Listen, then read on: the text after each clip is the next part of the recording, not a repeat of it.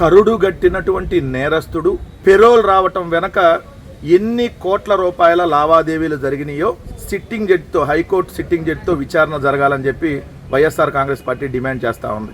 2 కోట్ల రూపాయలు హోంశాఖలో ఉన్నటువంటి కీలక వ్యక్తికి పెరోల్ కోసం లంచం ఇచ్చారంటే, హోంమంత్రి గారి సిఫార్సుతోనే పెరోల్ వచ్చిందంటే ఆ 2 కోట్ల రూపాయలు ఎవరికి అందనియో హోంమంత్రి గారు సమాధానం చెప్పాలి. Point number 1. పాయింట్ నెంబర్ 2, ఎమ్మెల్యేలు Kotamreddy Sridhar Reddy and Pasim Sunil Kumar, Gudur MLA and Nellore rural MLA, మీరు ఎంత డబ్బులు తీసుకొని పెరోల్కి సిఫార్సు చేశారు? చెరొక 1 కోటి రూపాయలు తీసుకున్నారా, ఇంకా తక్కువ ఇచ్చారా, ఇంకా ఎక్కువ ఇచ్చారా? సమాధానం చెప్పాలి.